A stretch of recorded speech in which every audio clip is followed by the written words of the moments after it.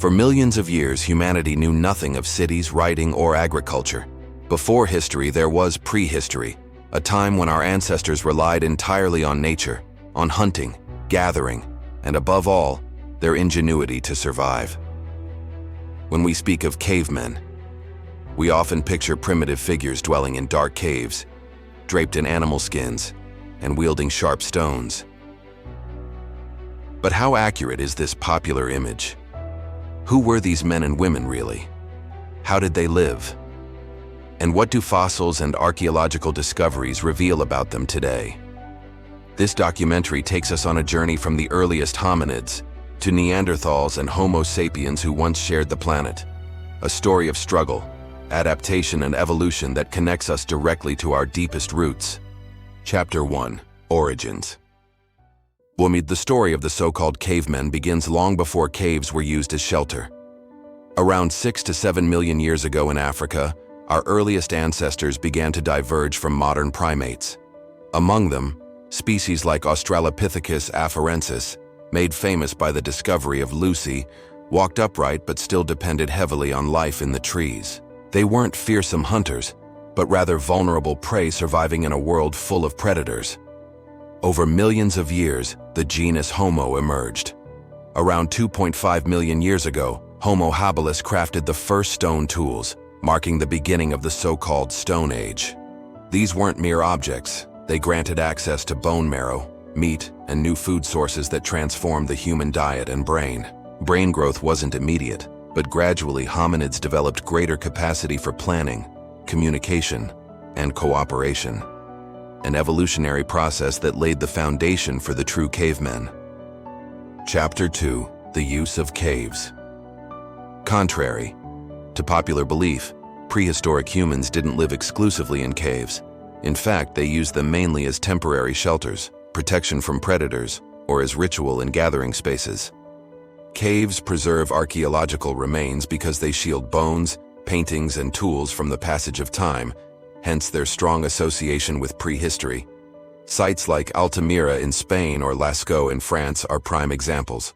Neanderthals, who inhabited Europe and Asia between 400,000 and 40,000 years ago, were frequent cave users.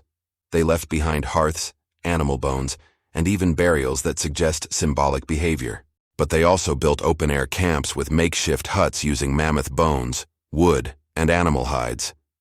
Chapter 3: Daily Life of Cavemen. Daily life was shaped by survival. Hunting and gathering were essential activities. Human groups depended on what nature offered each season. They gathered fruits, roots, honey, and insects. They hunted deer, bison, wild horses, and occasionally mammoths. Hunting wasn't a solo act. It required cooperation, stalking strategies, and weapons like spears, atlatls, and traps. Fire, mastered at least 400,000 years ago, was a turning point. It allowed food to be cooked, making it easier to digest and more nutritious, while also repelling predators, providing warmth in cold climates, and serving as a social hub. Cave dwellings were more than physical spaces. They were centers of communal life where knowledge was passed down, stories were told, and social bonds were strengthened. Chapter 4: Tools and Technology. Human evolution is marked by stone and by creativity. From the crude stone flakes of Homo habilis to the sophisticated arrowheads and scrapers of Homo sapiens, tools reflect key technological advances. Neanderthals, for instance, developed the so-called Mousterian industry, characterized by specialized tools for cutting, piercing, and working hides. These tools enabled the creation of clothing that protected them from the cold of the last ice age. Later, Homo sapiens would craft lighter, more efficient weapons, including bows and arrows. Beyond stone, they used bone, ivory, and wood. Some of these objects, decorated with carvings or symbols, suggest thinking that went beyond mere practicality. Chapter 5: Symbolic Thought and Art. One of the most fascinating aspects of cavemen is their ability to represent the world around them. Cave paintings, some over 30,000 years old, depict animals, human figures, and abstract symbols. Altamira, Chauvet, and Lascaux weren't mere decorations.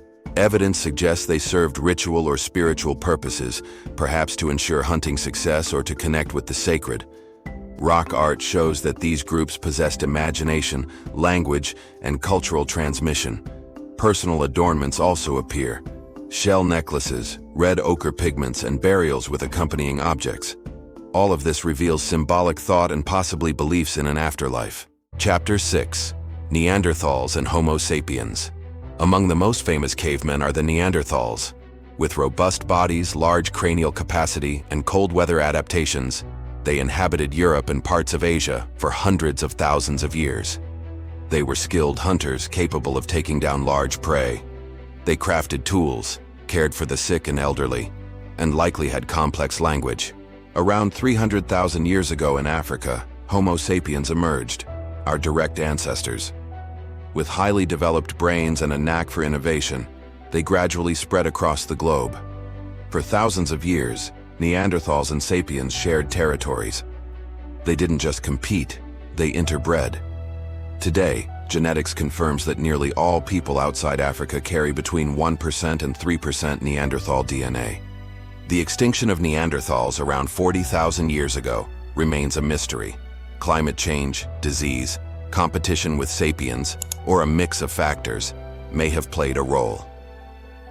Chapter 7: The shift to new ways of life. With the arrival of Homo sapiens and the end of the last ice age, cave life began to change.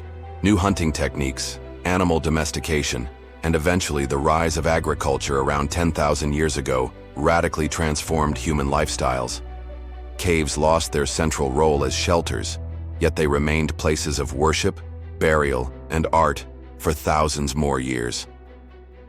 Conclusion: the image of the caveman as a crude, savage being is a stereotype that fails to capture the complexity of our ancestors.